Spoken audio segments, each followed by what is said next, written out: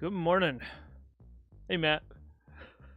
You're always the first in the chat. That's awesome. Welcome to the JagCorner. I am, for some reason, I'm really struggling this morning. I thought I slept well, but maybe I didn't. But hey, we're starting 2 minutes early, so that's a good sign, right? Welcome to the JagCorner. If this is your first time, here we play Jag games and we talk Jag games. We do some programming. We do a little bit of painting every once in a while too. So haven't been doing that as often, but I figured I'd spend some time doing it since I want to get something to. I'm trying to get something together for Silly Venture this year. That's just the demo scene convention, which is being held in Poland, I believe, in the capital, which I do not know the capital of Poland. Maybe somebody can help me out with that.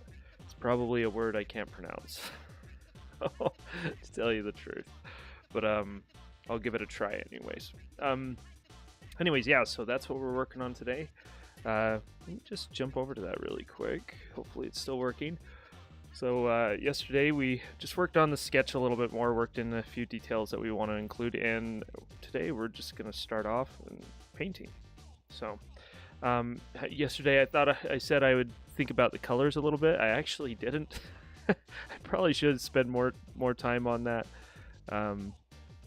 But we'll get a start anyways. The cool thing about working digitally is you just create a new layer, and if you don't like it, you just delete it. So I can start over if I need to.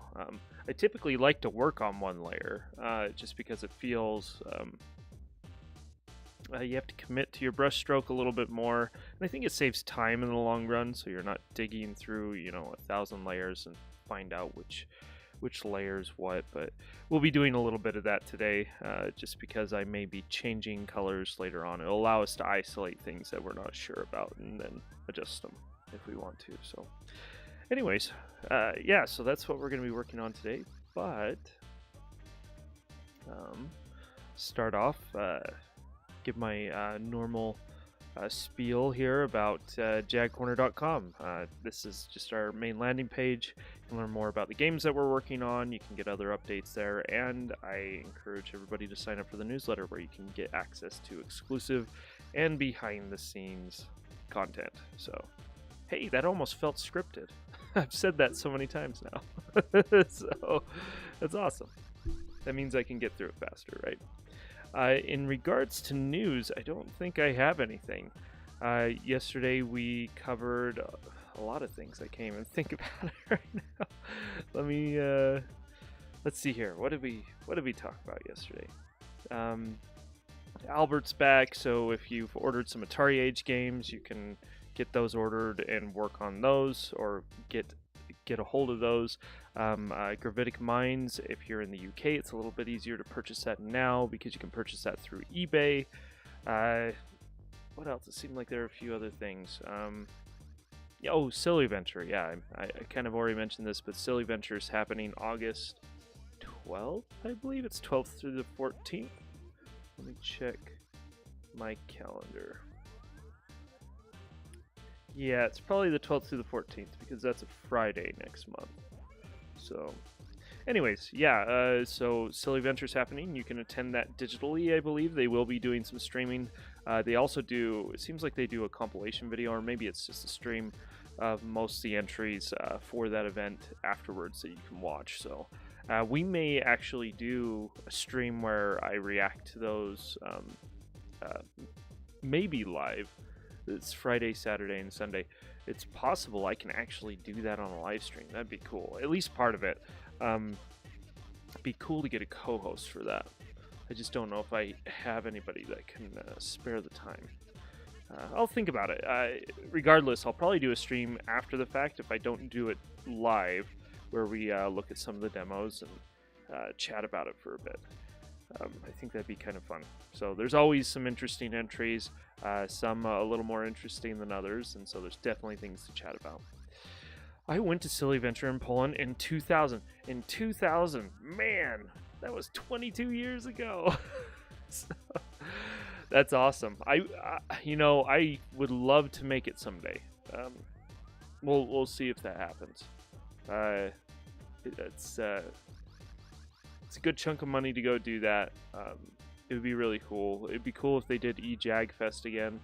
I'd definitely make time for that. Of course, with Jaguar demos popping up now, I may as well go to Silly Venture. But 2000, it was the first one. Man, that's awesome. I thought they were doing Silly Venture longer than that. But maybe I'm just conflating the idea of the demo party, which has been happening for a while, a long while. But that's cool. 2000, I trust you, Matt. If you were there, I trust you. I'm not gonna question that. Anyways, yeah, I hope to get to one of those parties one of these days. You know, honestly, I don't think it's too much my cup of tea, to tell you the truth, those types of parties, but I think it'd be cool. It's much more. Welcome to the stream. Good to see you. Hey, I'm glad somebody from the UK is watching. I don't know, Matt. Are you in the UK too? And Games Re-Up. Am I saying that right? Games Re-Up. Good morning. Welcome to the stream. It's good to see your faces again, or your digital faces at least. Sorry, I'm playing with my little glove here. Shouldn't do that. Totally not nervous. Actually, I've gotten a lot less nervous doing these streams, which is a good and a bad thing. Usually when I'm anxious, I do a little more preparation. And I feel like I've gotten into a groove, which is a good and a bad thing. I definitely come off a bit more, well, don't come off, I am more natural in those situations, and so, but anyways, let's get started. I'm glad I started at least on time, a few minutes early. If I can find my pen. It's here somewhere. Did I already lose it? Oh, there it is. Found it. Okay, yeah, let's get started. Let me switch over, and I'm going to start. Phil, let me switch over. Yeah, there we go. Start recording, see if everything crashes. Because I'm doing the stream in one instance of OBS, like I mentioned yesterday, and I'm recording my painting at the same time with a second instance. Actually, I was trying to find another screen capture application for Linux that worked. Oh, Games Re-Up, you're in UK too. Awesome. It's great. So one of the reasons why I'm doing the stream so early where I'm at, it's 5, well, I wake up at 5 and I start at 6 a.m. Is because I know it's kind of in the afternoon, evening over there in the UK, and so I figured it would make it convenient, and so it's good to hear that there's people from the UK that are tuning in. So, because I do this for you guys. Actually, no, I'm kind of a morning person anyways, and so this is a good opportunity to build that discipline of waking up just a little bit earlier to get those things that I really want to get done. So, quick question. Well, I'm here. I gather you don't know why the UK JagFest events were killed off. I'm looking to bring them back from the dead. I don't know why they were killed off. The last one was like, wasn't it 2016, 2017? Seemed like they did something there. There's another user that does an event called JagNES, which I think is over there in Europe as well, if I remember correctly. But Tani, good morning. Welcome to the stream. Welcome to the desert of the real. Come on, what's going on? There we go. Okay, just making sure I have a separate layer there. So honestly, I don't even know what our background's going to be. What I'm going to do, we're going to start with just below a mid-tone for the background. Something blue. The reason why is this is going to be a fairly dark scene. We're going to go even darker than that. Something like that. But thanks. Heard about JagFest, but not JagNES. Yeah, and I think they've only done one event, JagNES, if I recall, and it was a few years back, pre-COVID, pre-lockdown. JagFest UK kind of went to pot when Nick Harlow stopped doing them. Oh, that sucks. See, I'm not familiar with Nick Harlow either. I've been disconnected from all that. But man, that's a bummer. I thought it was just kind of on a hiatus because of the whole lockdown thing, but yeah, that's sad to hear. I've a dream of mine is to actually start something here in the States.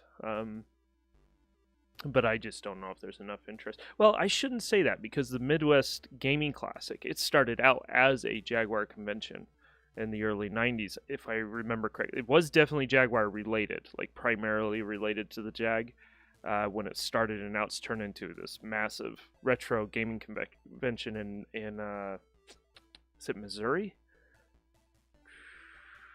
I'm mixing up Missouri and Minnesota in my head. It was one of those. I think it's Missouri. But anyways, other people took over, but it didn't have the same atmosphere. That sucks. Yeah, it's amazing how an event can change depending on leadership. You'd think it would just be like, okay, here's our itinerary from last year. We're basically going to do the same thing, and maybe with a few changes. But it doesn't turn out to be that way. It's weird how that happens. People have an energy that they bring to things, and so okay, so one of my goals with this painting, with this illustration, is to create more of an impression than something photorealistic. And it's something I'm still working on with my brush technique is learning not to keep things loose. And this is a common thing that you see with artists is they'll have a phase where they want to get in and do all the details and make it look really, really refined. I don't use words like nice or look good because that's obviously subjective. But anyways, that's a common thing with artists to do that, and so there's a phase, and I feel like I'm in it where I'm trying to loosen up a little bit again, because having the viewer actually fill in the gaps in the painting can be really satisfying for the viewer, and so I'm gonna try to do that with this painting. There'll obviously be some refinement with our main subject, the girl that's sitting, but I want everything else to kind of feel like a dream, or when you look at it, you can recognize what it is, but the detail isn't always there, and so your brain kind of picks up on some of that work. So okay, Matt, ideally would just be like a table at our event and a throwback and not a full scale event, just a section. I'll see if I can gather contacts. Yeah, and so I was talking about the Midwest Gaming Classic, and that's what it's turned into. Is they still have a Jaguar section, I believe, to kind of represent that heritage of where the convention started, and maybe that's where the Jag belongs, to tell you the truth, because it definitely wasn't as impactful as other consoles back in the day, but it's good that there's a community around it that remembers it, that's building stuff for it. I'm glad it's there. I'm glad all of you joined the stream and spend some time thinking about it. I'm planning on working on Jag stuff for as long as I can. So, and I'm still a young guy, so that could be a while. Okay, let's try doing just a white here for or something a bit whiter for the Atari logo in the background.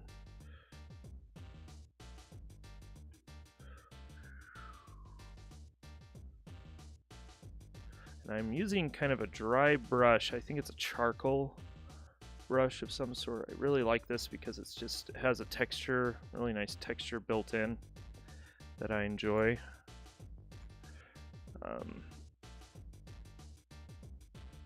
And it's a good way to just lay some texture down really quick. That's why I like it.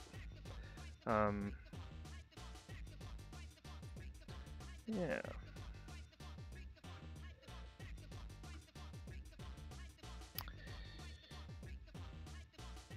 You know, if I went to Europe to do eJagFest or some other Jaguar related convention, I would I would have to justify it with something else as well, something else to do. The trip, anyways, and honestly, there isn't a whole lot in Europe that I'm too interested in. Like, there's a few things in the UK I would like to go see.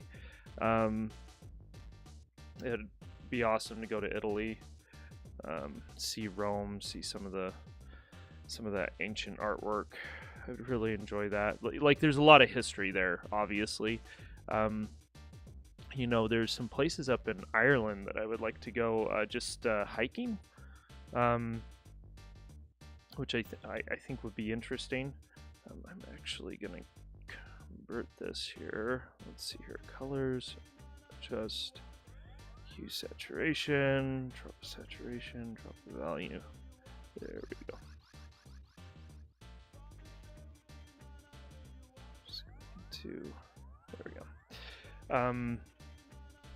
And so I would have to justify that trip outside of just attending a convention or something. I may as well, right? Because whoops, there we go. I'm there. I made the effort, made the expense. So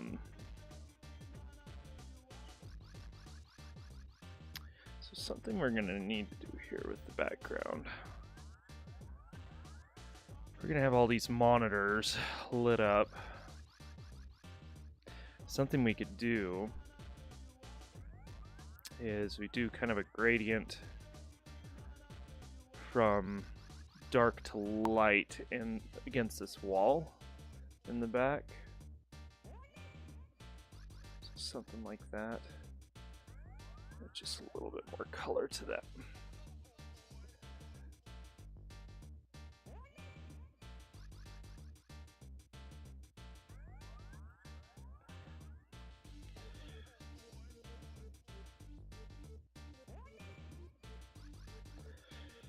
Okay, got that.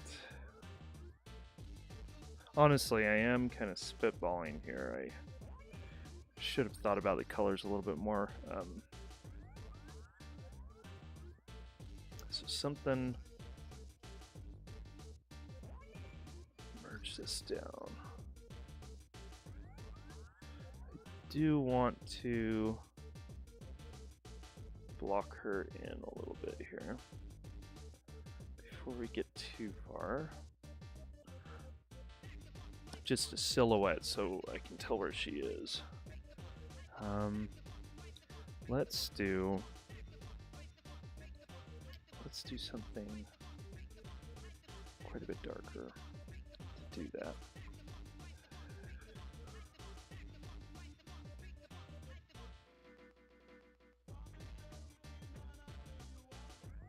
This will just help me see where she's at as I block in these other elements.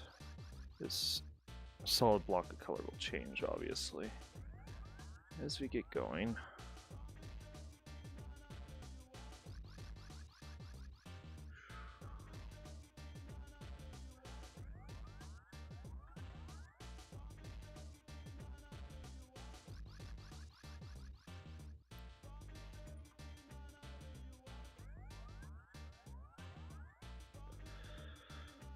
Part of painting looser is loosening up, and I did do some stretches and a few things this morning. Something I usually try to do to kind of get into that mode of painting is I actually do some warm-up sketches. I didn't have time to do that this morning, so we'll see how it goes. Honestly, don't know. I could be resetting all of this later. That's okay. Like with most things, painting, you just have to get in there and do it, and see where it goes, and then iterate. Okay, that should give us a block to work with.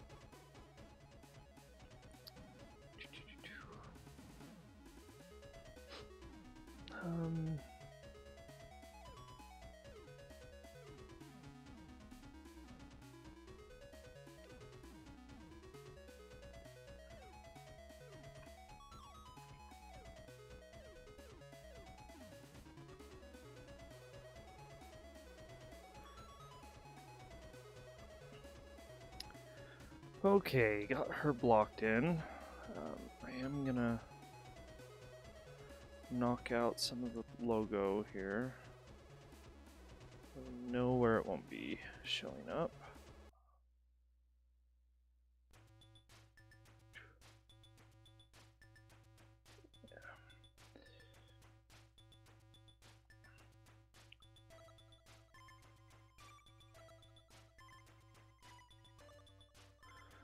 Okay.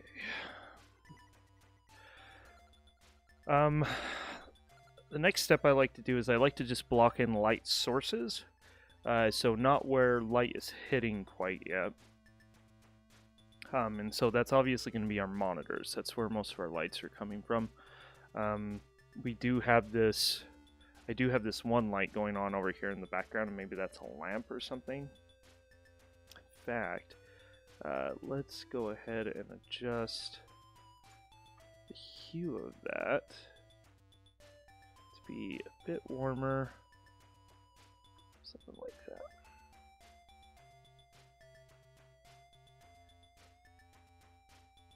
A little bit warmer. It probably won't be that pronounced.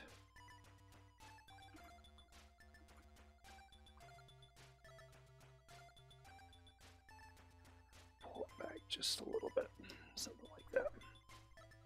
And we can use that to fill in her face a little bit, because most of the light's going to be hitting here on the left side. So let's go ahead, except for the one monitor, which is the Atari ST monitor, and that's purposely placed right where her face is, because that's where I want people to typically start when they first look at this. Sorry, my Jag, I don't know why my capture device does that. It's an easy fix. I just have to double click on the source, adjust its what color, how color space it's interpreting that, and it starts working again. It's strange. Don't know why it does that. Okay, let's get some monitors in there. Let's do our green desktop, which is going to be fairly bright.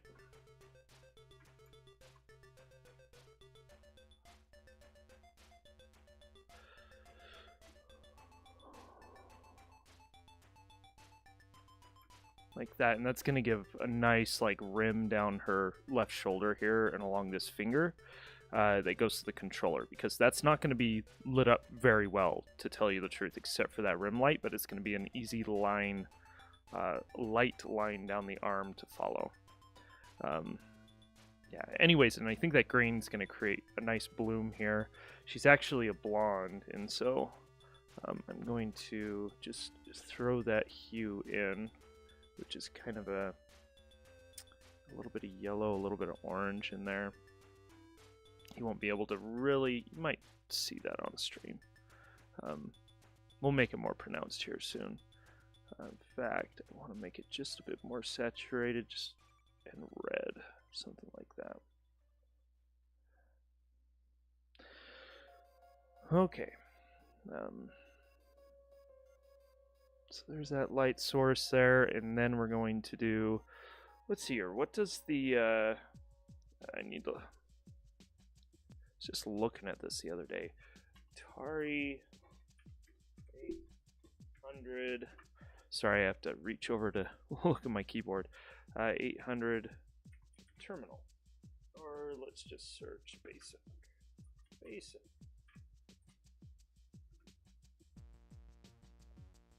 Just looking for, just really quick, okay, it does have a black border. I knew it was blue, I just wasn't sure what the border around the blue was. I couldn't remember if it was like a light blue or white. I'm pretty sure it wasn't white, but it is black. And so this is tricky because it isn't actually black, right? It's a projection. It's projecting light. These monitors are always projecting light, and so it's actually kind of, it's a little bit brighter like this. And then we have our blue, which is somewhere around here.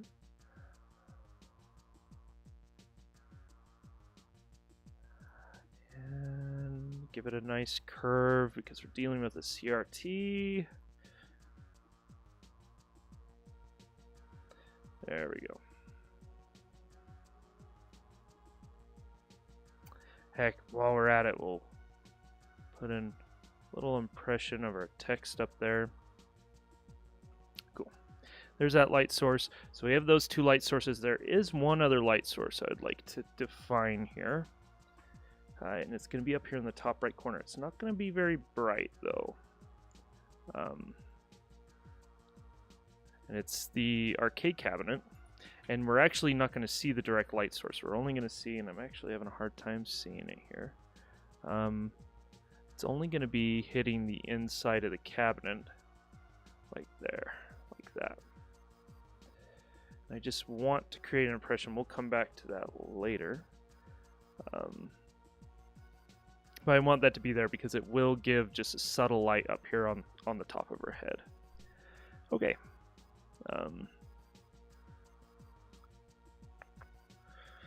Okay, the Jaguar Monitor. Let's take that same kind of glowy value that we had for that other monitor. Put that here. That may actually need to be a little bit brighter, but we're going to leave that as it is. Oh, am I doing this on the right layer? I've already screwed this up. That's okay. These colors aren't going to change because we know what these are. These have a real life existence. Something I do want to do is just adjust the values of this TV. It's going to be a kind of a black TV, 90s style. So this TV is going to feel a little more 90s, while these ones are going to be pushing back into the mid 80s back here. And I'm going to have to look up some direct references for that. I want to do a wood grain. That's basically what I'm going to do. And I wish the 2600 was back here somewhere, but I like the idea of the 2600 being at the primary TV, primary console.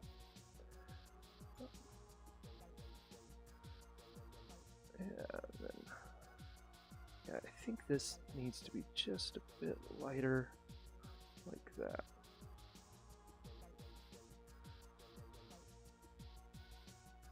No, it's too bright. We'll leave it as it is. Let's get the Jaguar in there.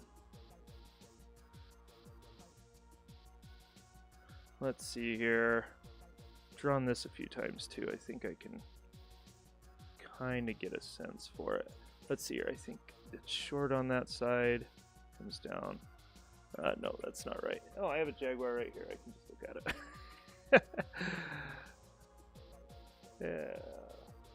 Yeah. Jag. G's are always a pain in the butt. Goes up like that. Something like that. We'll change that later. Cool. Okay. We have our light sources blocked in. Let's adjust just some values here for our local values, or local color values. So, for example, the Atari 800 here is going to be brighter. I'm probably going to have to adjust these a few times. I don't want it to be as bright as our main subject. I want to make sure that she's the focus, but then these other things, they peek out. They say, "Hey, don't forget me," that kind of thing. So these happy consoles. Yes, we'll put a happy console right here, and maybe another happy console over here. Got our ST back here. We're actually going to drop this background into shadow a little bit. I want it to be brighter than the desk and the shelf on the desk though. So I want the desk on the shelf to be this darker value, like that. I'm gonna have to go in and probably adjust these again. So something I really like about this, the way this has turned out, is the stair stepping. There's a very nice feel. I have a stair step here with the arcade system right here, going down like that, and from all the way from the background to the foreground too, and so it makes it feel really good. It gives it a lot of depth. And then we have another stair step with our main subject, with her head and her arm and her leg going all the way down to the floor.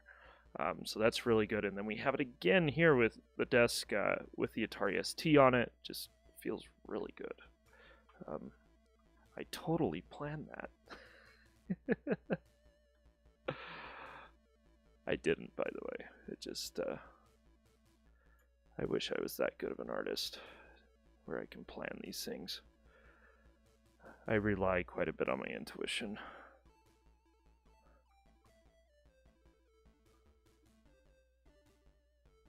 Fill this in. And I know this kind of feels like a dark, muddy mess right now, but as we start blocking in how the light interacts and shadows, especially on our main character, it'll start feeling better. Yeah. Just gonna block out these things on the shelves so I don't forget about them later. We have a couple games that we want to show there. I'm going to bump up the value on our ST a bit. Have our little floppy disk holder here, which has a darkened, like a tinted plastic, semi-transparent cover on it. Has a latch.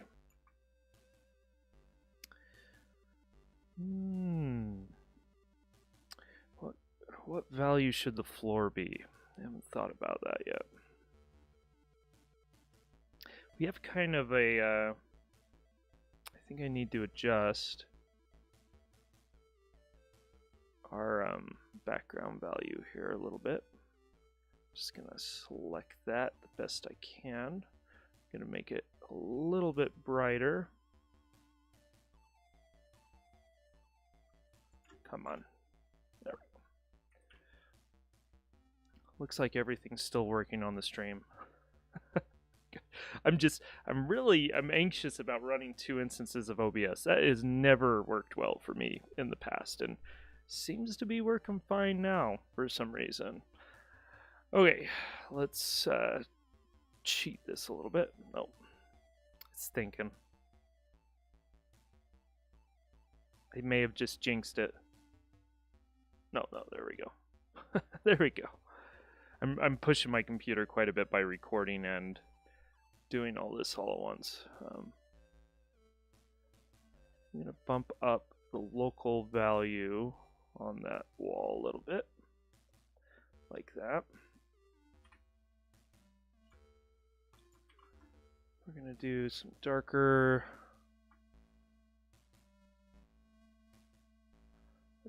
value for the shelf, however that's going to work out. And the Jag will be considerably darker as well. It'll be interesting lighting that up so we can see it. We may need to add another light source somewhere. I just don't know how we're going to justify that. Yeah. There's our controller. Link's controller. Got a few games down there.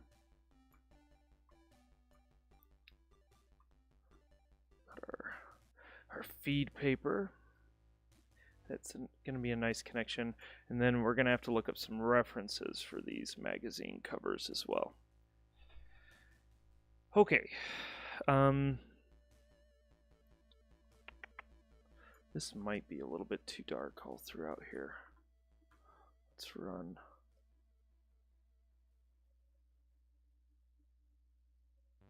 Yeah, there we go.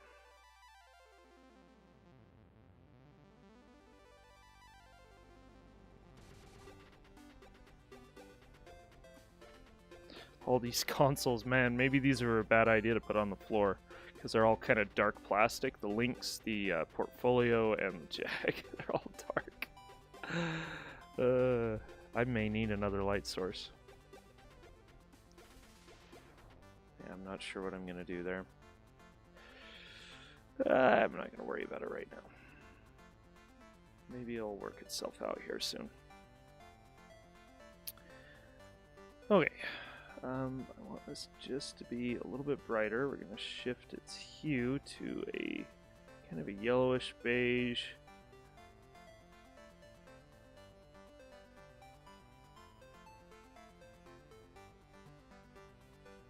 Like that.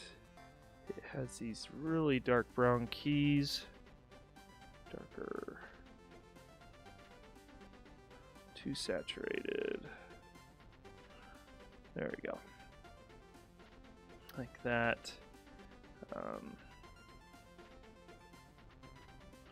Has a slightly darker hue for the logo area right here. And we'll leave that be for now. Okay. So some things I can work. Well, let's I want to get this. I want this to be a wood grain TV. So we'll drop in. Try that again. There we go. Pump up the value just a bit on that, so we can see a distinction between the front and the side of the TV. And you know, the wood grain probably doesn't go all the way inside the where the screen is, but you know what I should do to really make the Atari guys angry? Here are the Bob Ross of game painting. Happy little consoles everywhere. Yep. A little happy console. I actually did watch quite a bit of Bob Ross growing up. I always enjoyed watching his reruns on PBS, which is our public broadcasting station. I assume that's what that means. Growing up, so watched a lot of Bob Ross. There was another show, and I believe it was a Canadian show that was on PBS, called The Big A. There were a lot of shows from Canada that kind of they showed up and then they disappeared. They didn't last very long. It seemed like the Big A went a little bit further, but I'm not entirely sure. Let's see here. This is going to be a dark plastic on the inside.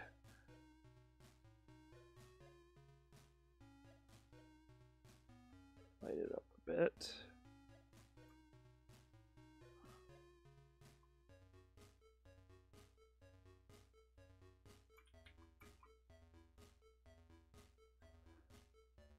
I accidentally painted a little too far. There we go. Yeah, this will just be a dark wood as well here.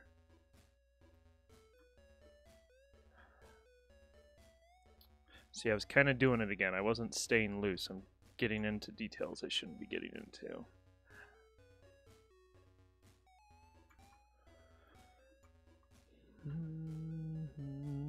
A lot of that has to do with brush size, but it also has to do with like stroke length, like how long the stroke is, how short it is, how much pressure you put into your hand. That's part of my issue too. Is I draw and paint too hard, which is definitely a beginner's mistake. Shouldn't be doing that. This is why I usually like to do some sort of warm-up. I guess I could have done that before the stream started, huh? Coming up with excuses.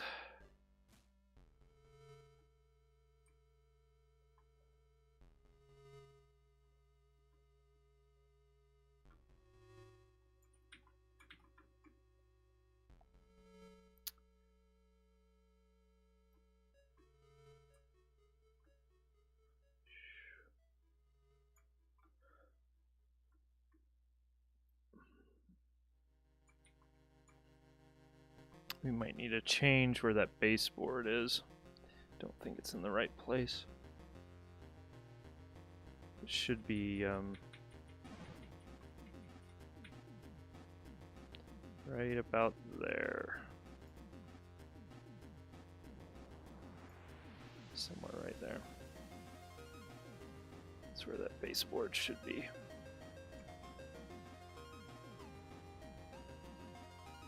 Yeah. So if we extend that out, it needs to be all the way down here. Let's adjust that in the sketch really quick. I just need to erase this line really. There we go. We got our new baseboard.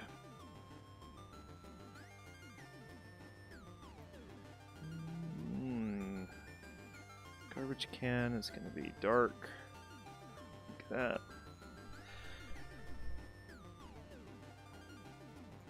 I feel like this needs to be just a bit darker right there because that paper is going to be a little bit brighter than the wall, or the local color will. The value of the local color is a bit brighter. So, okay, got to do something with this up here. I'm not sure exactly what we're gonna do.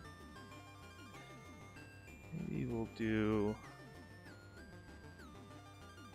a little bit of brown tint in there on this as well. Okay, let's get some of our subjects' local colors in place.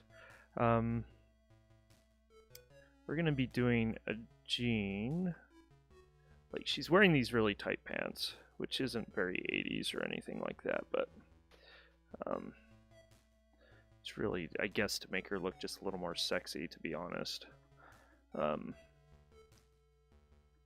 I wanted to make sure that her shape was very distinct because I knew that these areas would be darker, and so giving her a very, in this case, attractive silhouette, but a recognizable silhouette is pretty important because her silhouette is, the lines, her edges are going to be tighter than the rest of the painting. And so having the clothing do the same thing has some purpose there.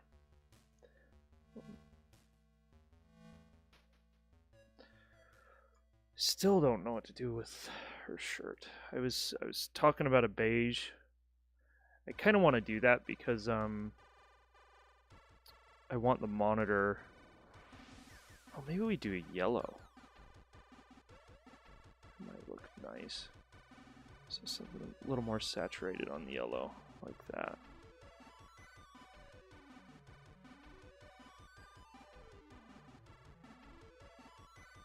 Saturated on the yellow, and then we need to get our skin tone in there, which we'll just take over to here.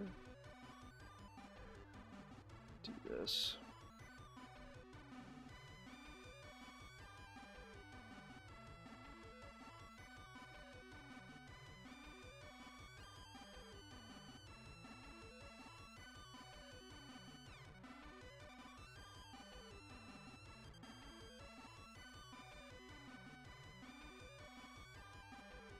Yeah, something like that.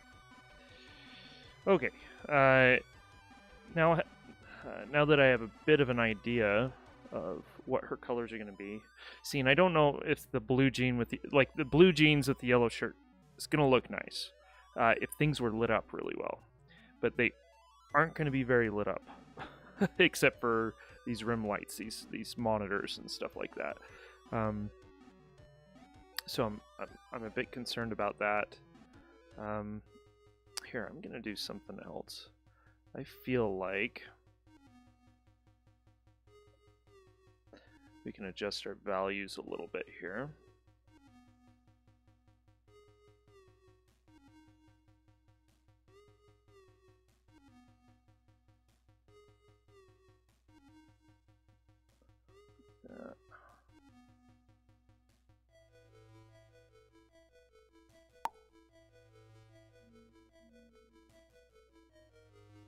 She's going to be down right about here.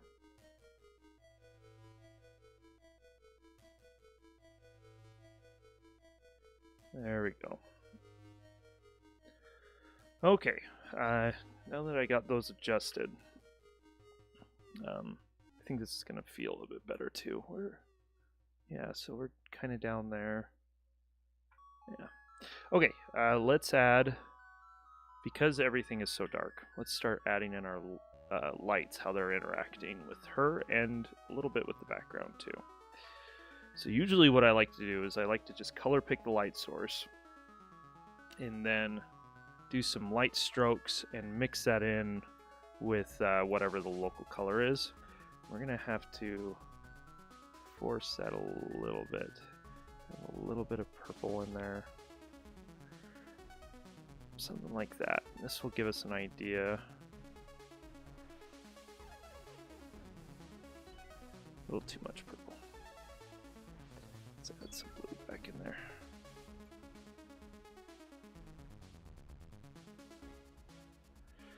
Something like that. And then the blue with the green, or the blue with the yellow, is going to create more of a green. Just a little bit though.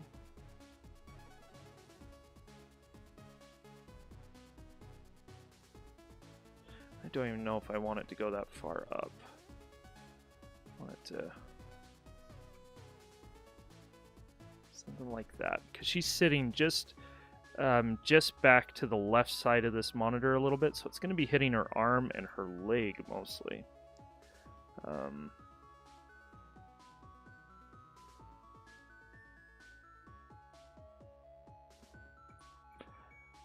hand's going to cast a bit of a shadow. And then it's going to go down here, and then it's going to fade out like that. Something like that. Yeah, that'll work. This can be a bit brighter.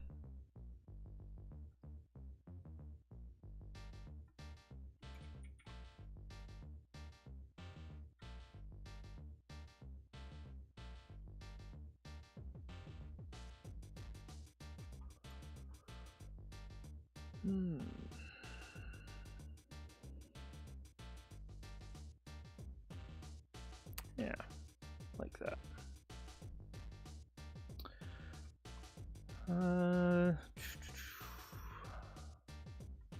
Pull this just a little bit more up here. It's gonna roll over her thigh there.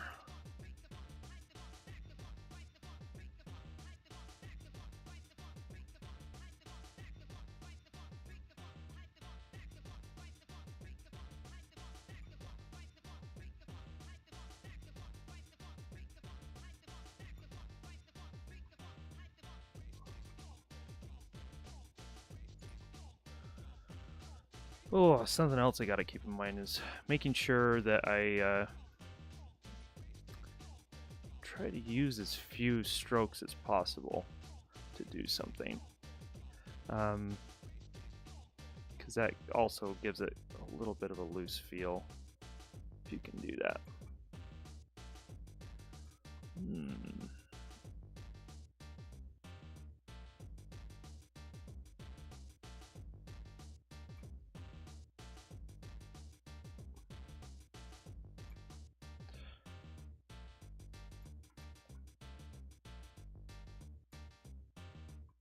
Yeah, there we go. There's a shadow running right there.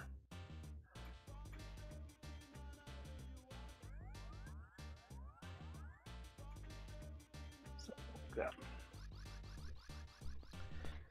There we go. There's that. That's blocked in. I do want to, even though this isn't going to be entirely realistic, the plastic on the Atari 800, well, maybe it would reflect it a little bit. There would be a little bit of a specular reflection going on up here at the top, but I want to cheat it just a little bit, and we're going to do kind of a rim light down the whole thing, as far as we can push it anyways, without it feeling too unrealistic. So something like that, so we can get the edge of that console. Yeah. Now we could probably drop this. Whoops. Drop this a little bit further down. It just that light starts to recede a little bit. Oh, what should I do for her shoes? I didn't do any research on shoes. I was just kind of thinking something Converse, but a little fluffy or bulky is the word I'm looking for. Oh, thanks for pointing out the static yesterday on my microphone. I think it's because this is just a cheap USB mic. I really do need to get something a little more serious if I'm going to keep doing this. But I'm pretty sure it's the USB connection. Like, just moving that around causes that static. I was doing some tests yesterday, so let me know if there's some static because I think I know how to correct it, maybe? So yeah, at least we can try to correct it.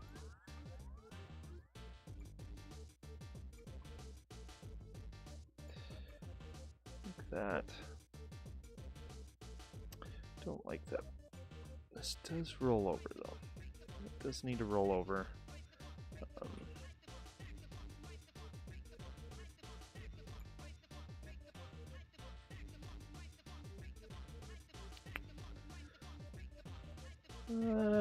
Yeah, I think I'm fine with that for now.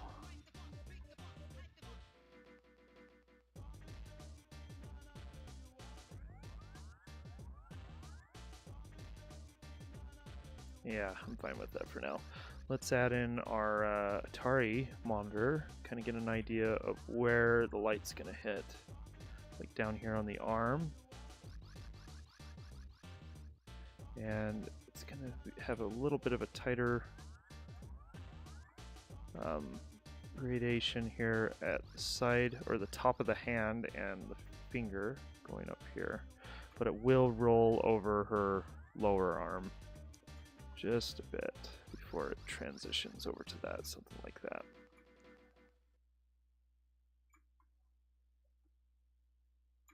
And this will have a tighter rim light on it. Her bicep, something like that, because it's going to be casting a bit of a shadow. Yeah, doesn't look too bad. We'll be hitting her shoulder up here pretty prominently. Looks like I might need to, yeah, there we go.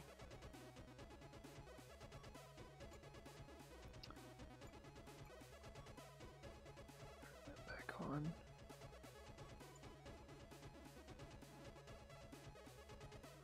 Have that light roll down just a little bit.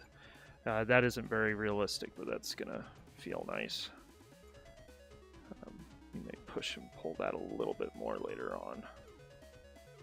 Like that. Okay. That's not feeling too bad. I may push it down this direction a little bit. Won't be as bright.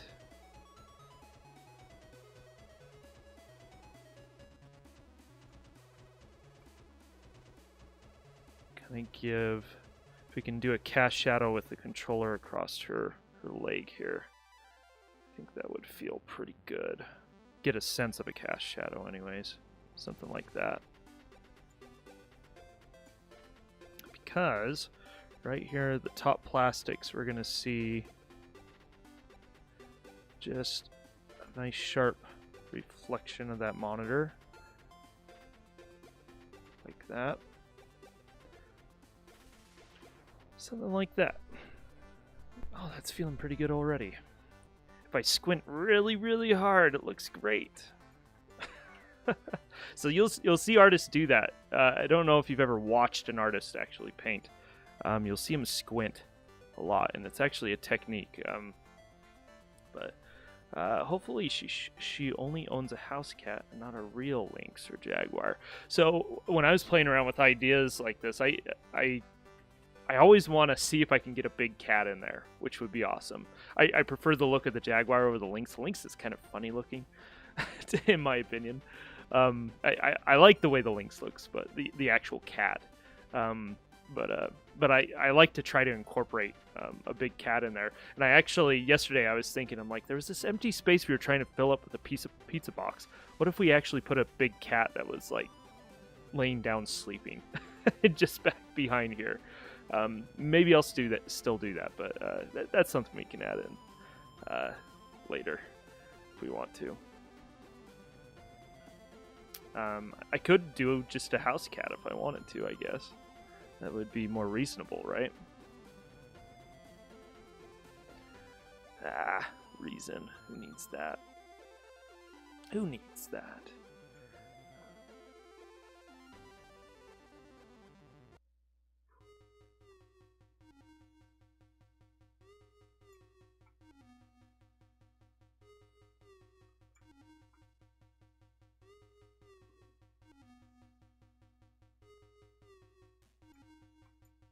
Let's just use that same.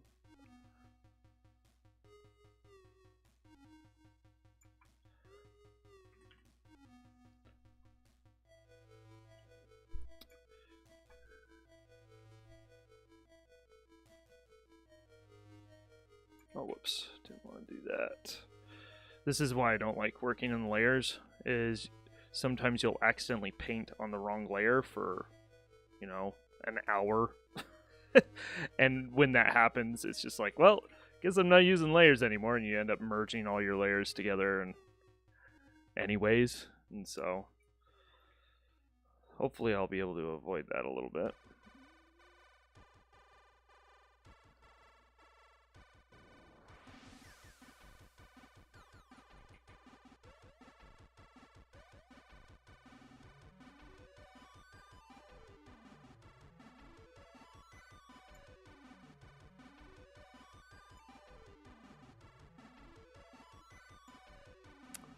I feel like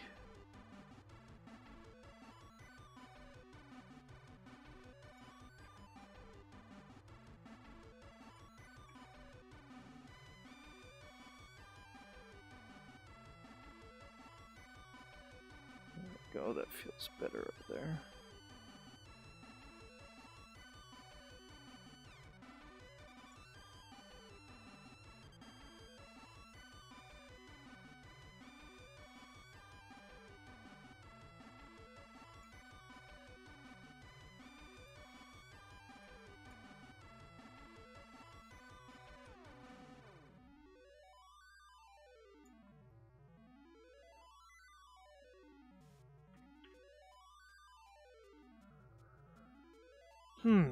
What do I want these shoes to look like? What color should they be?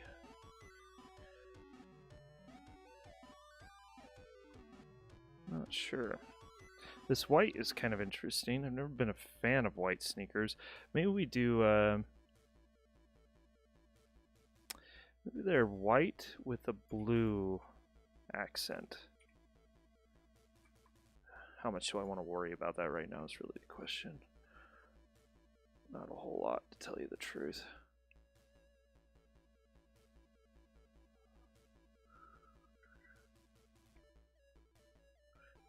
I feel like that is too saturated. Okay, let's work on our hair a little bit. So this is going to push right up here. Actually, it's going to be right back here. We're going to have just a little bit of light on the back of her hair. Something like that.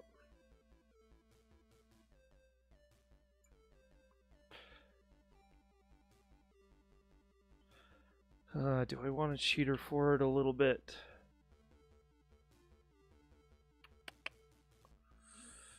I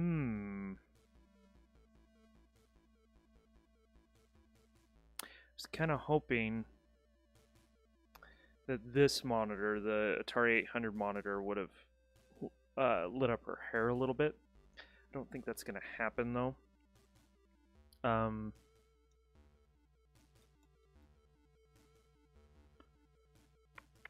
almost want to push this arcade system a little bit harder on in terms of how it's lit up, just so I have something lightening her hair up because this green monitor is going to be doing some it's going to be brightening up her bangs up here in the front,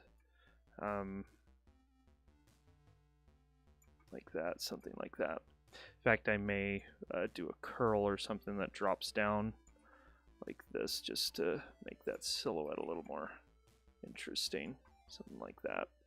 Something basic. Not entirely sure yet, though.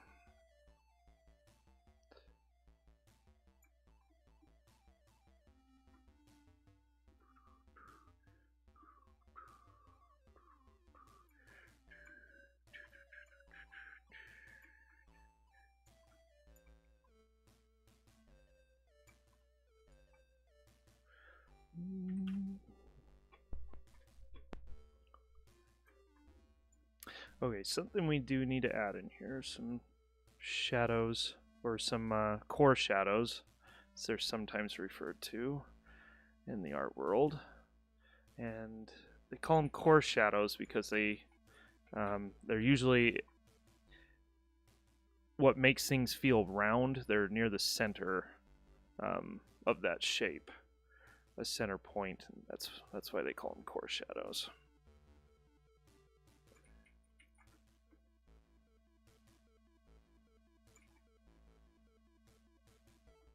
And because we're dealing with so many light sources, it can be a bit tricky. So this is definitely pushing me a little bit. Oh, we do have our Jag monitor here. We do need to keep that light source in mind.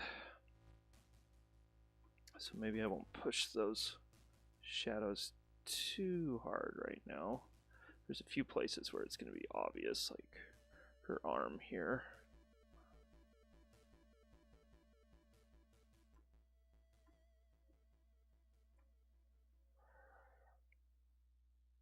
Core shadows, and another one to keep in mind is something called Ambient Occlusion.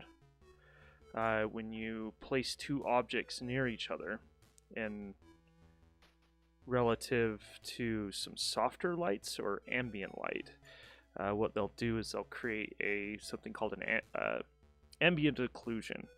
So you have all these reflected lights going on, and so they're creating countless shadows. And what happens, like if you take a sphere and put it on a flat surface, you'll see this darkening near the bottom because that's a bunch of cast shadows that are creating a soft light, essentially. If you ever worked in a 3D program, you can kind of see this actually happen, virtually speaking.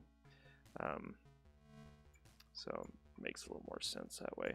And so like her arm here, there's obviously going to be a cast shadow on the leg, but there's reflected light happening here on the side of the arm, but there will be some darkening as the shape rolls away from us and approaches where it makes contact with her leg here, and that's creating an ambient shadow.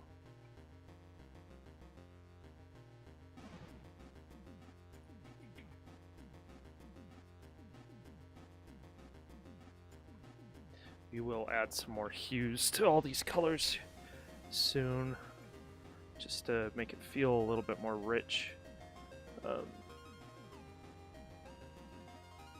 Just blocking in some shadows here.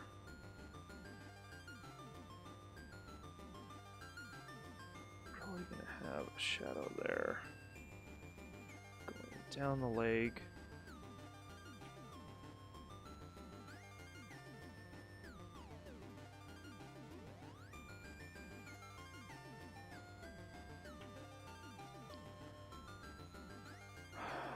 Okay. Oops.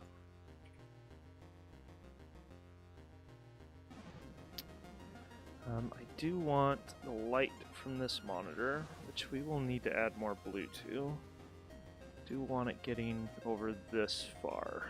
It's not going to be as bright, but it is getting over there.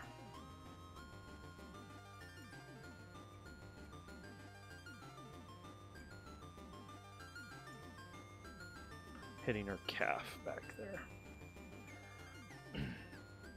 You know, this does bring up, how is this interacting with the floor?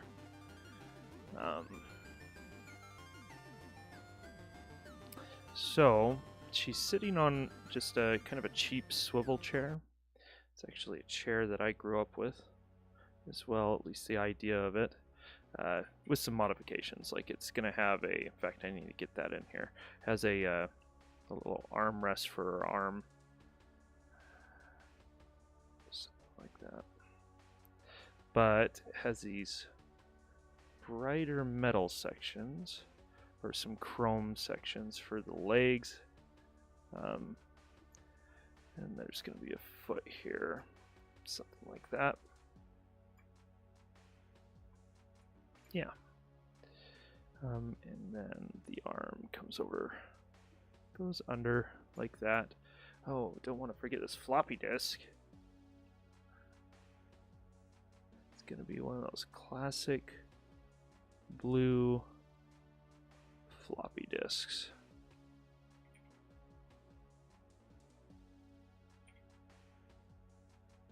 Just get that local color in there. Like that. In fact, let's just light this up right now while we're thinking about it.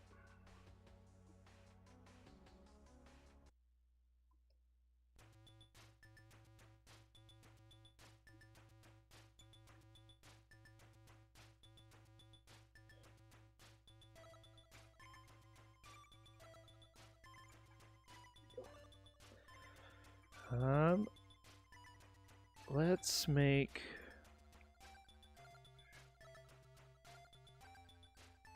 this the door on the floppy disk. Like that. And this will be the label. Right there.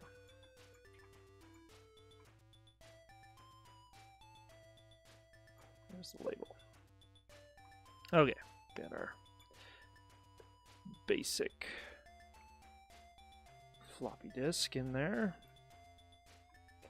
Add just a little bit of a highlight here at the corner. Yeah, that works. You can tell it's a floppy disk, right? Right.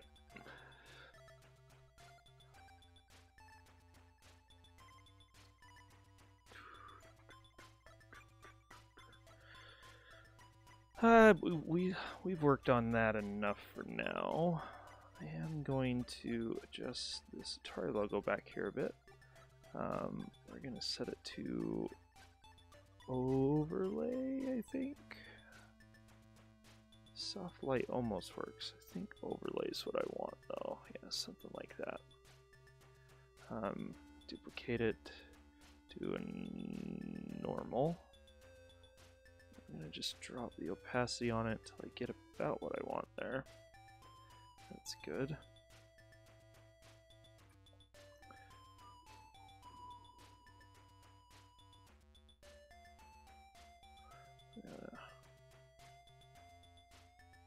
Push back this light just a little bit more. In fact, let's make it quite a bit darker right here.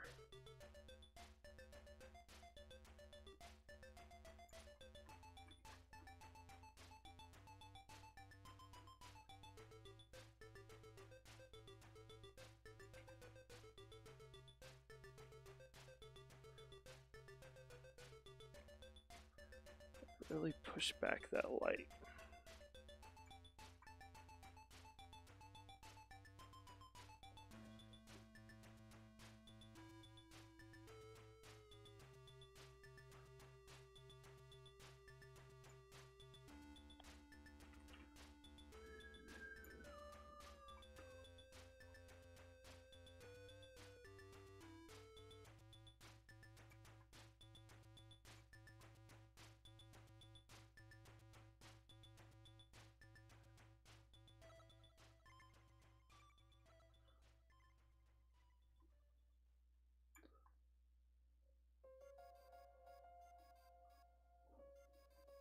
Yeah, that's not bad.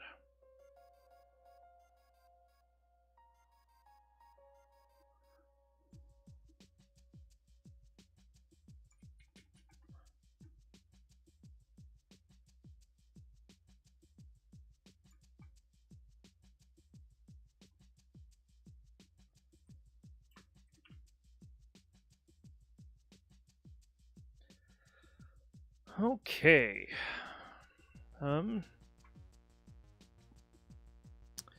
Let's a little bit of our get the wood grain on our 2600 going on here.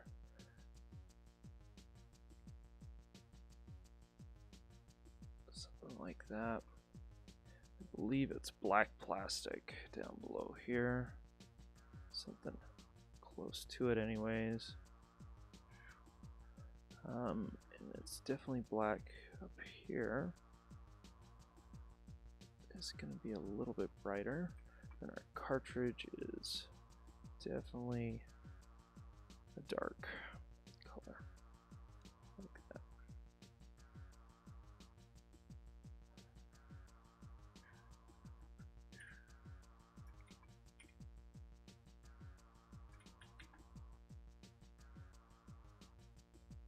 There we go. Like, why is that so light? As our Atari logo is affecting it. Okay, something I need to decide on is how much this light up in the top right corner actually affects things over here. I was not actually planning on having that light, but I think it's going to be useful for silhouetting this monitor, the Jaguar Monitor. We may be able to use it. In fact, I think we will need to carry that light over to light up her face a bit. Maybe this controller, her leg, and some of these consoles on the ground too, just a little bit. Be able to set some reflections there. I'm a little disappointed. I wanted her hair to pop out a little bit more. Can't make it make sense though. Maybe it makes more sense to put a lamp like over to the side of the arcade machine or something. Huh. Let's test that out really quick. I'm going to create a new layer here. I'm just going to do a warm light like this. Because what I'm thinking, if I just put an imaginary light off to the side here, what this will do is it'll allow me to light up the side of the arcade cabinet as well, right there. It's going to mess with our lights a little bit, but it'll allow me to do something like that. With her hair, it'll add some light to the top of things here.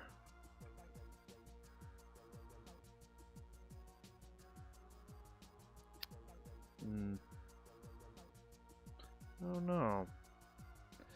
Oh no.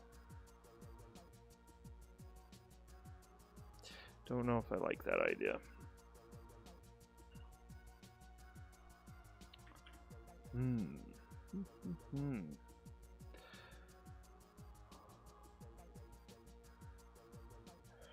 Well, something I can do is I can exaggerate the light back here on the arcade cabinet.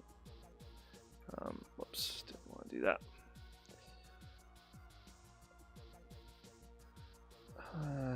Is there a way I can... Do I want to merge these is the question. Merge with layer below. Because that's going to change that. I just need to erase this. And so I may merge those with the background here. Merge the Atari logo at some point with the background.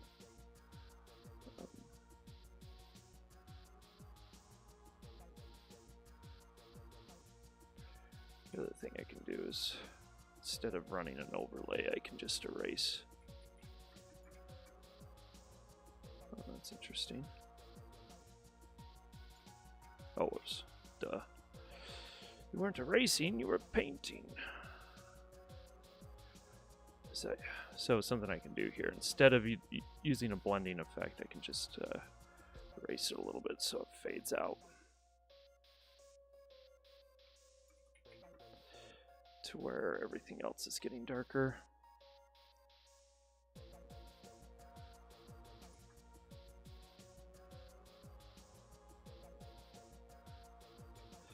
Something like that.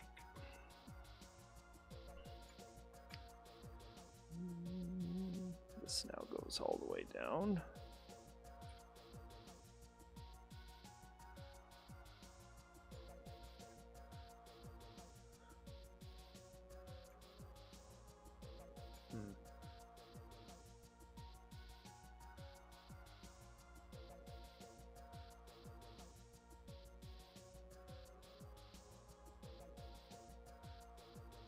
Okay, clean that up a little bit.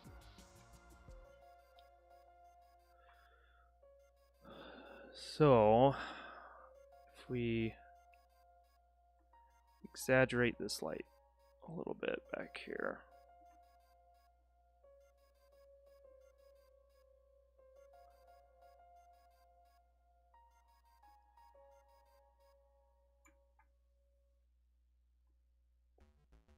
Like that. That'll help out.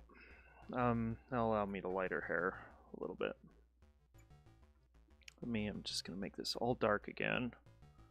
Like that. And now, we're going to add some light in.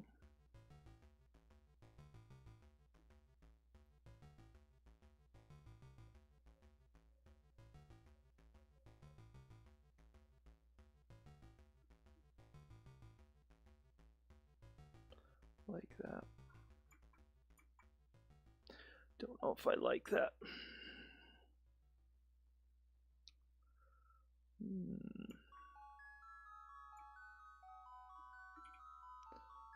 Oops.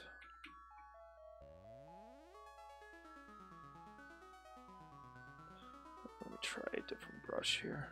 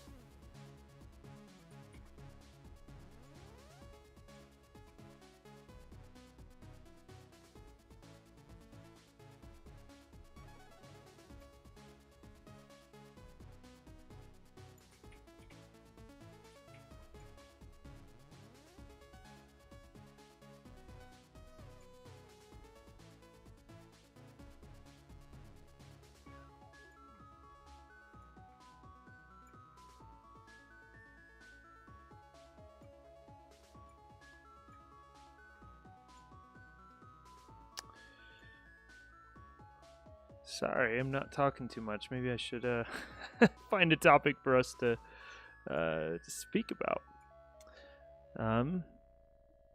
I played a little bit more Iron Soldier 2 after the streams last week, and it has. I think I'm almost done with it. I wanted to play through it once before I stream it because I'm thinking about doing a series. And so it's a good idea to go through and beat the game at least once so you don't look like a... Well, it isn't so much about looking like a fool. It's just so you don't waste a ton of time on levels that you have no idea what you're doing. It just allows you to get through it a bit quicker. Because I'm limited on time on my streams. So, anyways. So yeah, I was going through that again. That game has like 3 escort missions. 3 or 4 escort missions with those stupid little trucks, and you can step on them and crush them and end the level. It really sucks. Anyways, never liked. I definitely fall into that trope of escort missions, where I accidentally painted all the way down here on that layer. There we go. Fix that up a bit. Anyways, I really don't like those escort missions, but I do have to say that they are a bit more fair in Iron Soldier 2. There's, I think, just one escort mission in Iron Soldier 1 that is just miserable. It is. It just doesn't feel fair at all. Like they just did not want you to beat the level. That's what it feels like. And we'll encounter that when we stream Iron Soldier. But I hate that level so much. I don't like escort missions like that to begin with. And honestly, I don't know how you would make them any better. I really don't. And so, Anyways, so yeah, I was playing a little bit more Iron Soldier 2, and it's good though. It's a good game. I really enjoy it. The levels in general, generally speaking, besides those escort missions, are a lot more interesting than the first game. Um,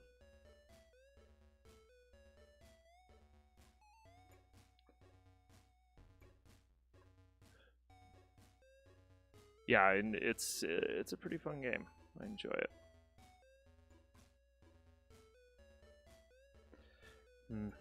Yeah, I'm starting to not like how the lighting is working here.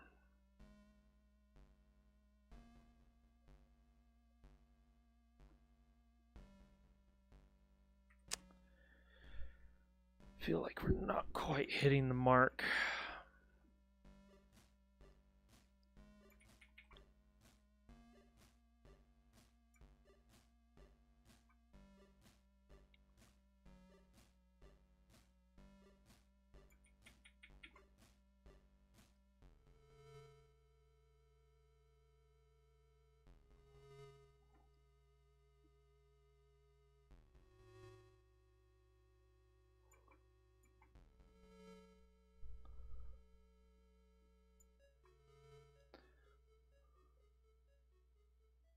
Hmm.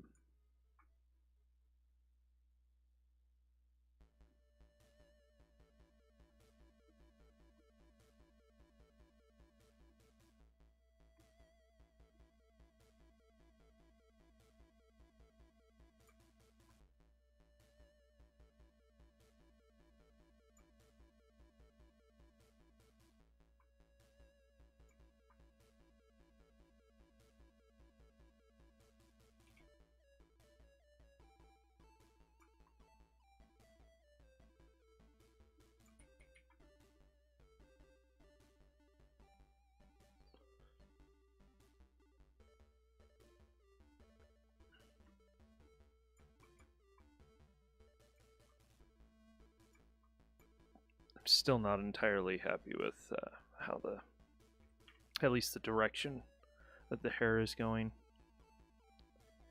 Um,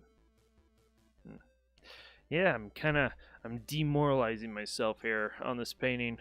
It's never a good sign. It's okay. Sometimes ideas don't work, so you just have to cut your losses. But I don't know. I'm gonna push this a little bit further because sometimes I am just demoralizing myself rather than sticking it out, seeing where it ends up. Because sometimes when you do that, you can surprise yourself.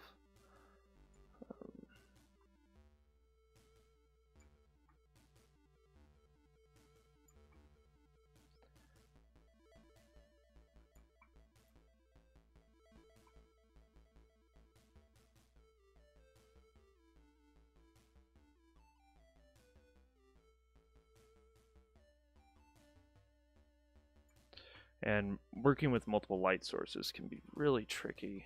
And so, like, blending between lights and stuff like that is hard to pull off. Don't worry about having the blues during painting. Even Pablo Picasso had his blue period. Yeah, it happens quite often, and especially because I'm still learning, it can. There's still a lot to learn. There's still a lot to master and get good at, and so I have to try to give myself as much leeway as possible and say, hey, didn't work out this time. But there's always you always learn something, obviously, when you work on a painting that you just don't think is worth finishing, because you learn. Hopefully, you learn why, or at least get a sense of where not to go to next time.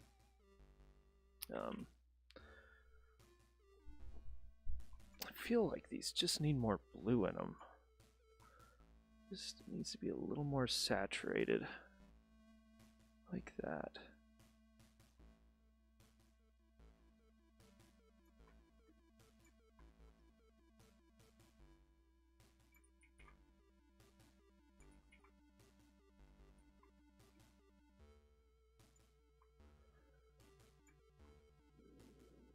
Get these skin tones figured out.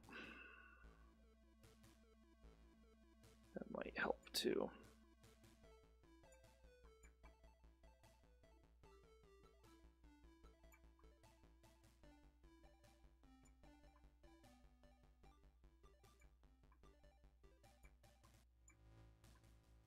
I need to figure out some sort of transition color.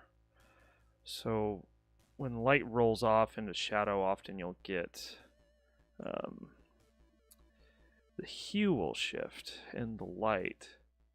And I'm not familiar with how these blue screens interact with skin tones, and so I was thinking it might roll off into kind of a purple, but that doesn't, like when I paint it in here, it doesn't feel right.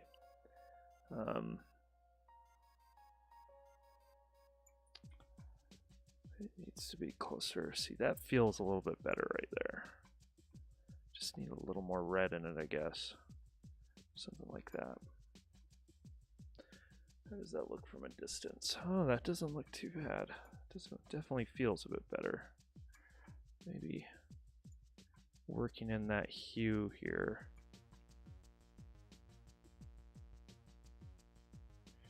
Working in more red in general, I think, will help. We're working with a very blue painting so far, or just a lot of cooler colors. So we can definitely use some warmer colors to bring focus, and so this Coke can up here might be a really good idea once we get to that point.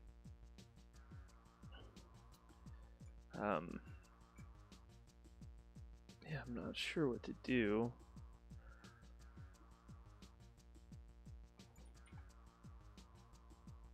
With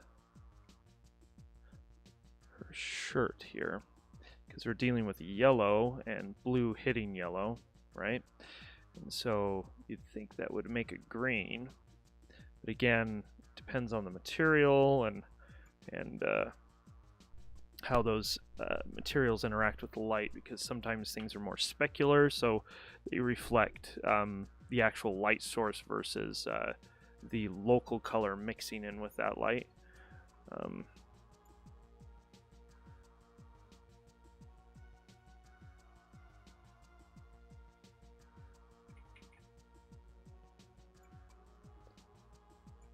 Something like that. Yeah, that feels better already. I also need to figure out her stripes here. I think I wanted to do, so if we're doing a yellow shirt,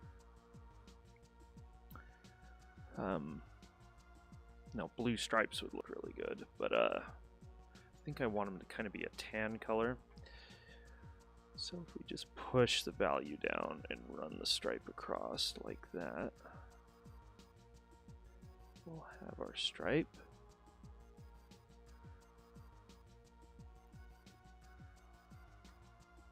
Do the same thing over here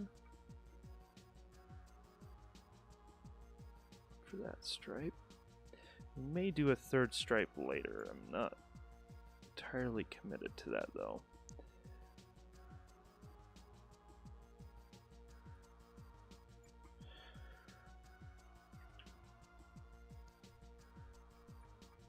We do need to adjust this stripe a bit.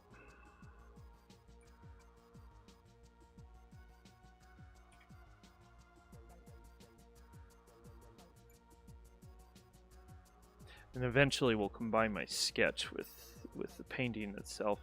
I will eventually drop this down to one layer. But yeah, that, I don't know if I'm a fan of that yellow shirt now. I don't know if there would be a better color though. Let's experiment. Let's experiment. Just isolate it. See, because I don't have the shirt on a separate layer, I just have to do a quick lasso selection. I usually feather that a bit. It's deciding to autosave. There we go. Filter, adjust. And then we can just change the hue. It isn't going to be perfect. It'll be on the right layer. There we go. Just hue. Can bump up the saturation a little bit, but See if we can do a different color like that. It's going to mess with our light a little bit. Purple, green. I don't know, yellow might be the choice there. I may just need to just add a little bit of red to it. I think that actually helps.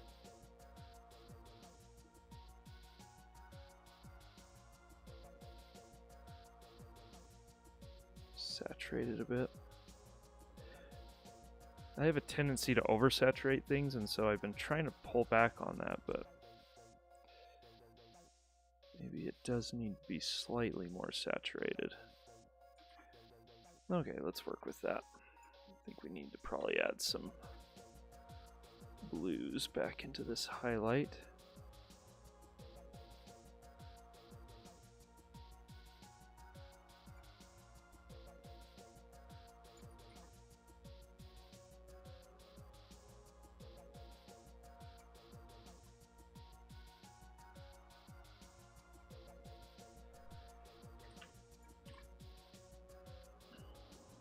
I don't know.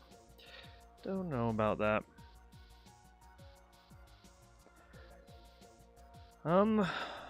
Something we can do while I'm thinking about that. So you can just add in some browns here to this desk. Because it is a wood grain desk.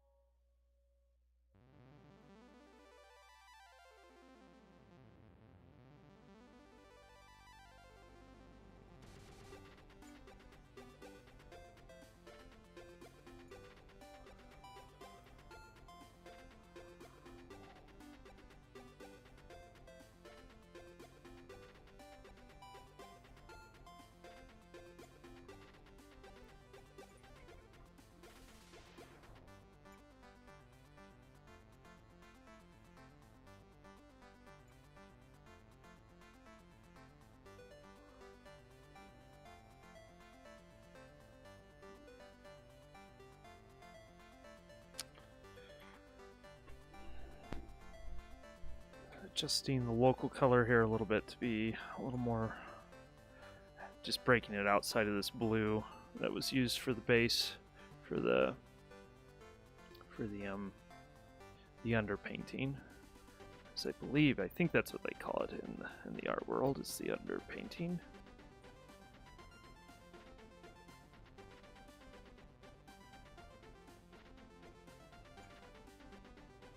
Yeah. And we probably should do that for the floor too. We can go with an older style rug, like they used to have oranger carpets back in, the 70s and 80s. So if we do that, we just shift the hue over here to an orange. Just worried that's gonna blend in with our wood grain a little too much. What happens if we saturate it a little bit?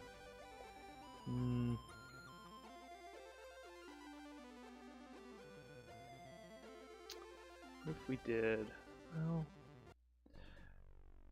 did something like that?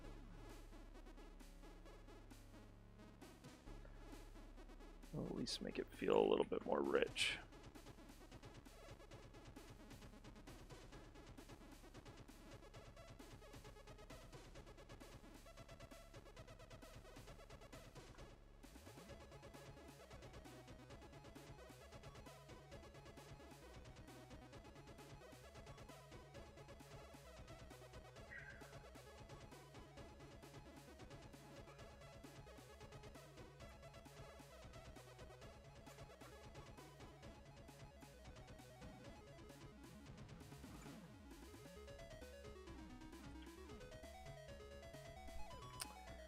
It does help to break it just a little bit away from that.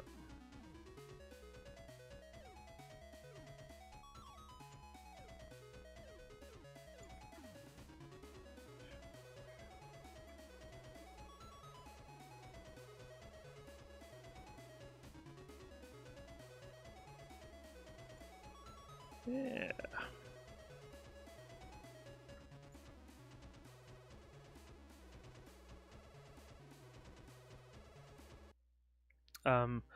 Another thing we can do with the floor here is we have our TV screen, right? And it can actually brighten this up a little bit. So if we do want that to kind of be a brown-orange carpet, we can actually start painting that in.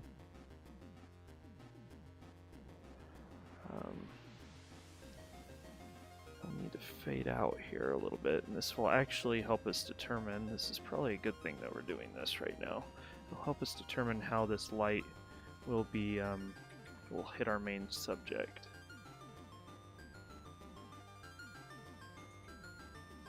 As well. There we go.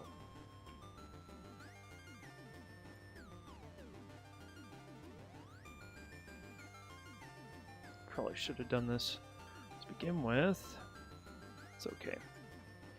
At least we're getting to it now.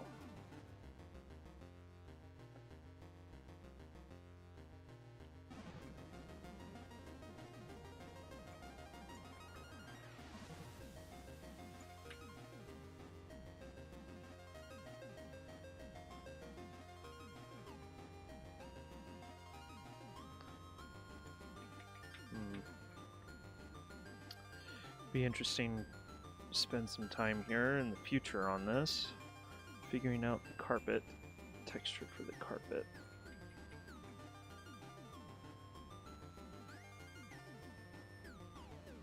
We have some cast shadows here on the consoles. Get those figured out.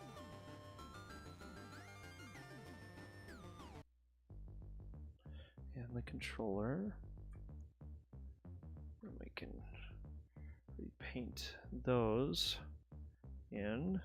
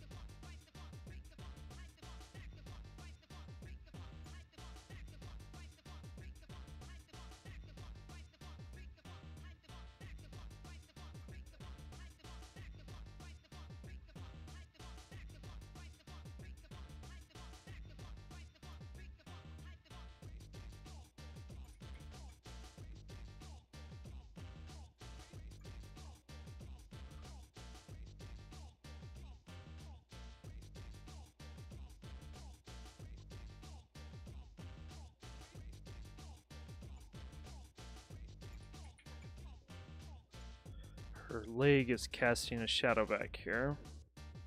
So I'm just trying to get the impression of that.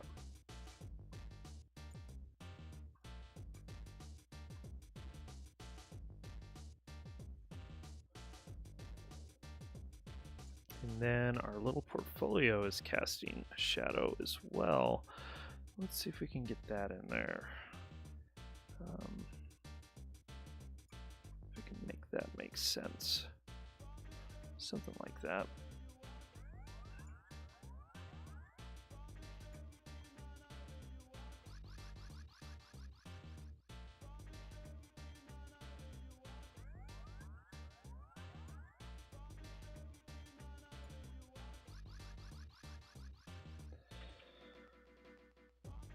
Okay.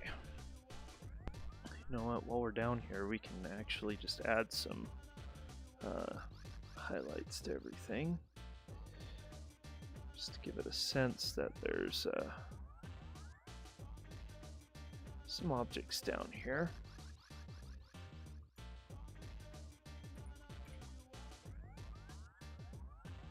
Got our Jag controller here.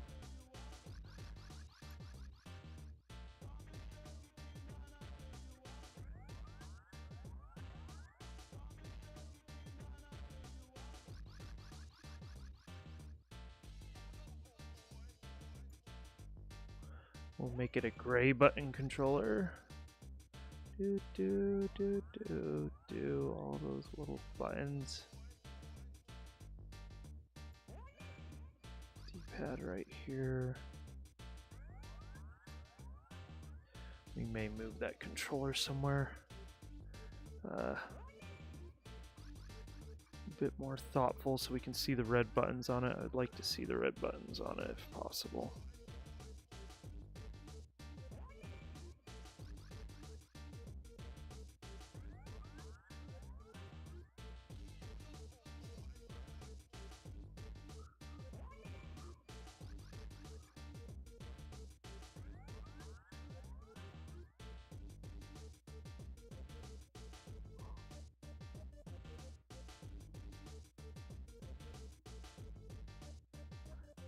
Some cartridges here. Let's get those back in. Oops. Okay.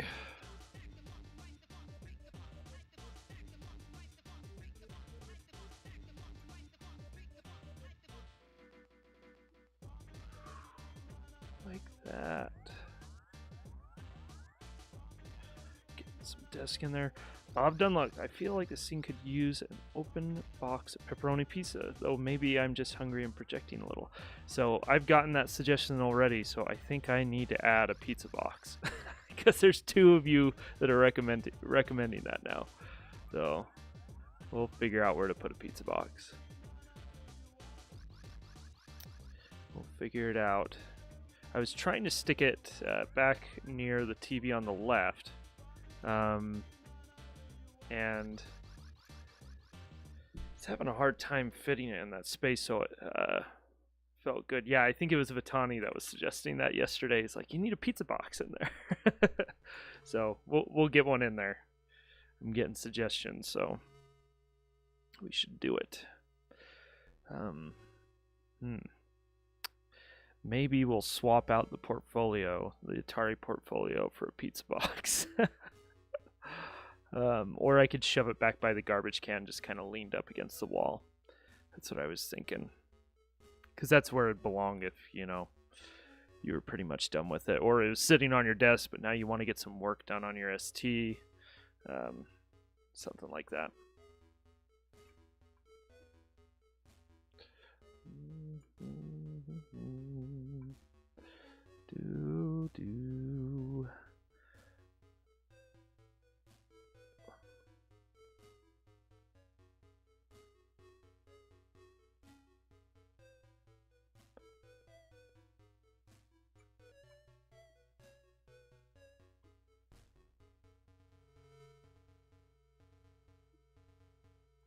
No, we're going to do a solid front on this, and we'll do drawers or something for this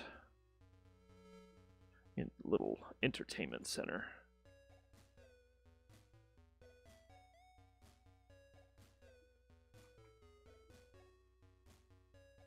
We'll have to move the Jag a little bit, though, to do that. You can maybe lean it against the TV stand facing her, though you've got a console to showcase in that same spot. Yeah, I'm wondering if we need to just rework everything down at the bottom. There in the bottom right corner.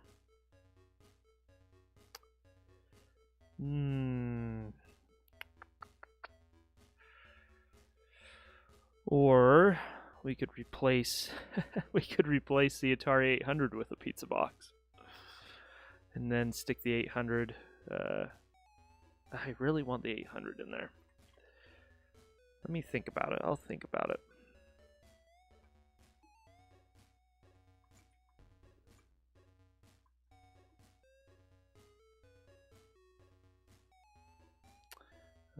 I have no idea what a Coke can looks like, but I know they have like a swirl thing going on. I'll do some research on that later. Something like that.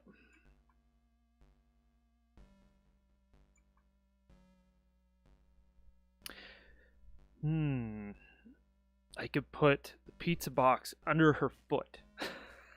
I could do that. Or I could get rid of this this feed paper here and kind of place it right there. Have a nice so like right here, and the box is open, something like that.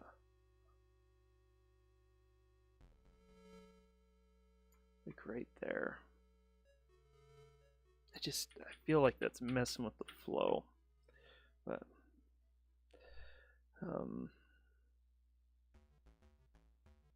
thing is I'm, well, kind of at a steep angle here, and I just realized my Lynx is way bigger than my Jag, and there's a proportion problem there too.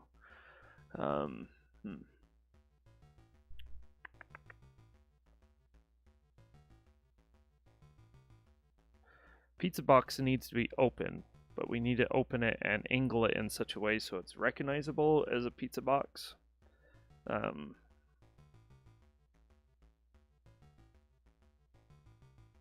Or I could leave it closed and kind of just have it leaning up against the wall. If you angle it so the lid is open and leads to the TV, I think it would work. Yeah, and that's kind of what I was thinking. So I'll just do a silhouette here. I was thinking the lid is somehow at this angle, and then the bottom of the box is like that. That helps.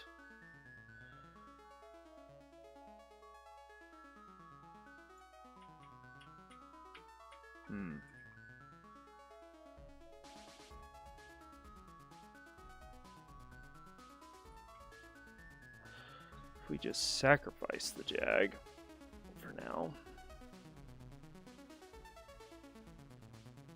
Let's get rid of it.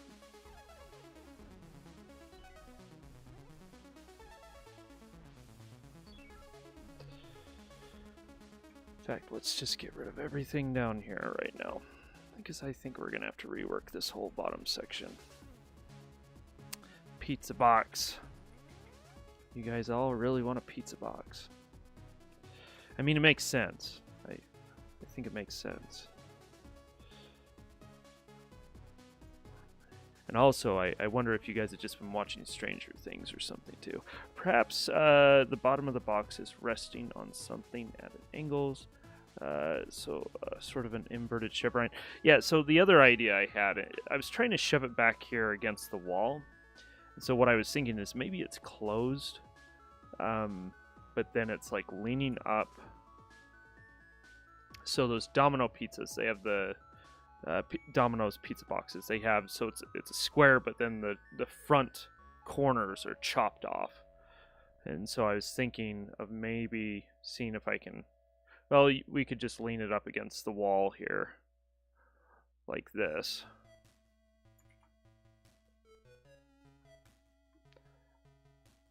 But that feels really flat. And this is why I'm like, I think we need the box open. So it kind of looks like a shield back there.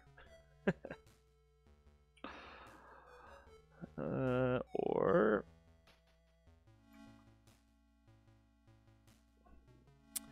yeah, I think it needs to be open too. I agree with that, Bob.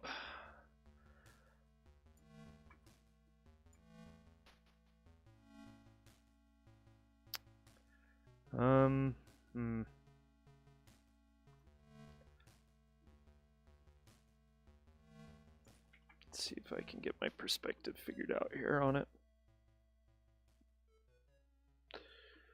Draw our pizza box.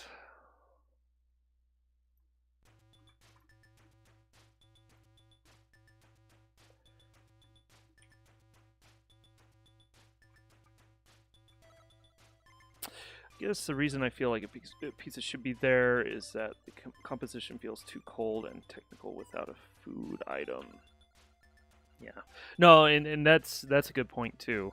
It needs to feel more lived in, right?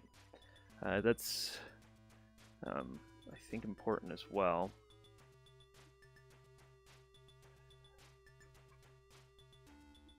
Just wondering if we can Get it in here. I'm going to do the angles on the pizza box. Get it in right here somewhere.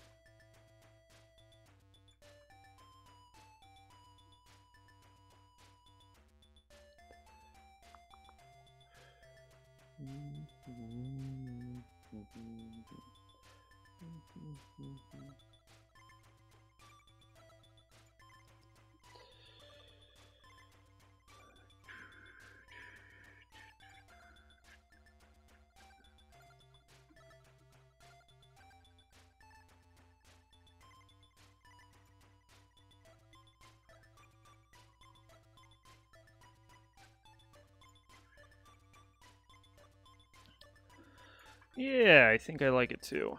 I think this is a good direction to go.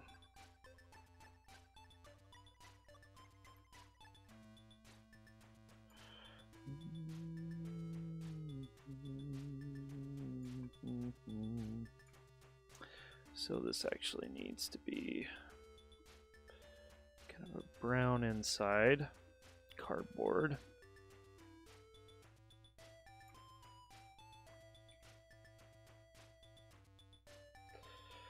I know the Atari ST setup. Yep, that's the one we grew up with, huh, Jake?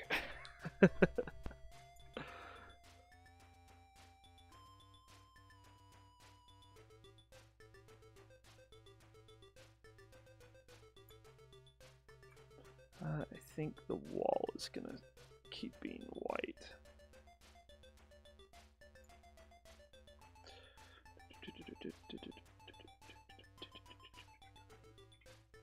I'm gonna have to go look up what a pizza box looks like. I'm kind of guessing here and it doesn't feel quite right.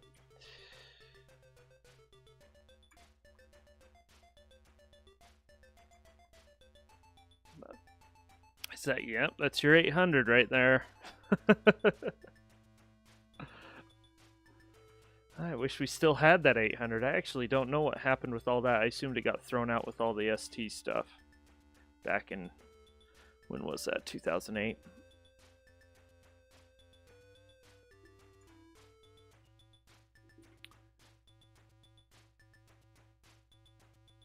So, thanks for joining us, Bob. Go take care of your kids. Make sure they have a good summer's day while they still have it. Summer's wrapping up here fairly quickly. About a month.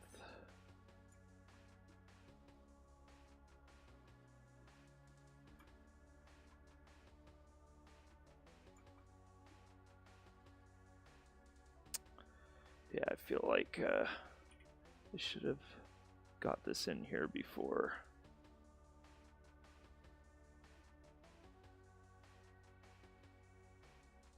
we started painting.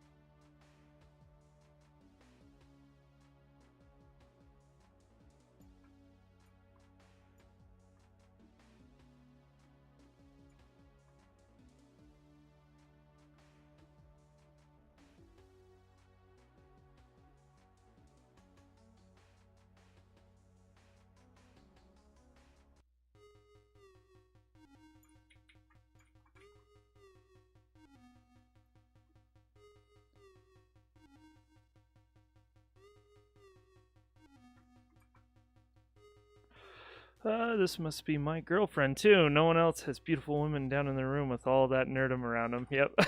It's a good contrast, isn't it? I think that's one reason why I like it.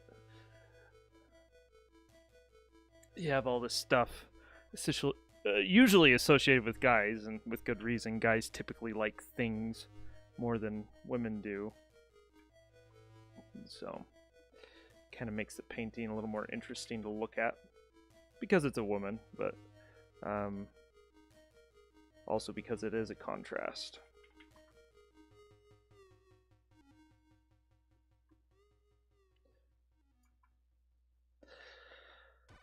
Yeah, that pizza box is too small. Let's make it bigger.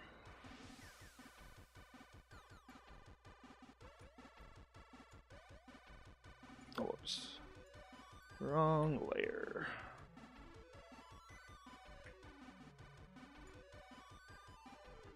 Needs to be more like that.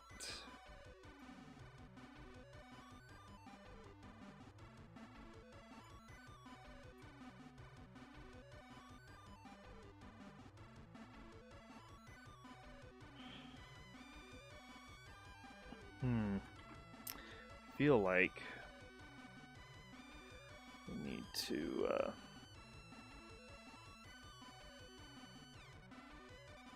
raise this up a bit.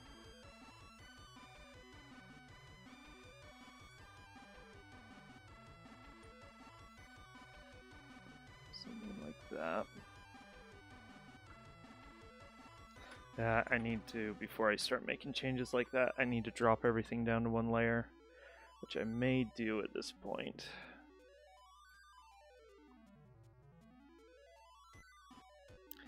Yeah, I'm going to have to rework the whole bottom part of that painting. So, well, maybe we're going to stop here. We got our pizza box. We basically know where that is. I think I want to rework it again, but it is there. So, yeah. I think I need to spend a little bit of time away from this. I'm starting to get disappointed in it.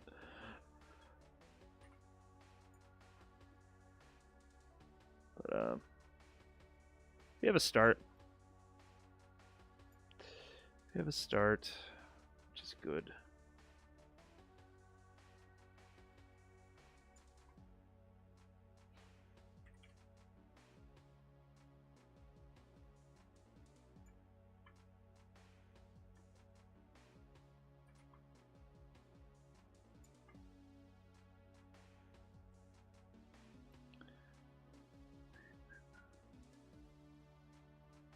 Yeah, I should stop here soon. But making progress every stream. Yep. Pizza. No, the pizza box makes sense. It's pretty iconic, especially for the era, like that 80s era, and even the early 90s and stuff like that. And so it's a good idea to have that. Yeah. I do need to adjust. I'm going to raise the Jag up a little bit. That whole entertainment center I'm going to push up, and even make it a little bit bigger probably, to just better work with this pizza box. And then I need to get those consoles back in somehow. I may be dropping the Atari portfolio at this point because we added the pizza box, and we'll get the Atari Jaguar in there and the Atari Lynx in there somehow. Or maybe I just do the Jag or something. I really want to get the Lynx in there, so I'll think about it. I'll work on it. But anyways, thanks for watching. That's this week. Next week we'll be playing some games again. I haven't thought about what I'll play. Maybe I'll start that Iron Soldier series. The first game, we could probably get through most of the first game in just one stream. And then move on. We've already kind of done part of the second stream, or the second game. But we just start out fresh and start doing a playthrough on that. And then I was actually in my storage the other day.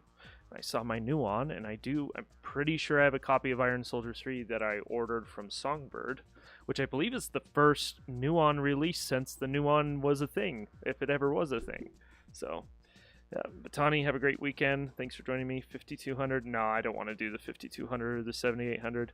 The 5200 was kind of a crapshoot, and the 7800 was really just an excuse to release the 2600 again because of the backwards compatibility and everything.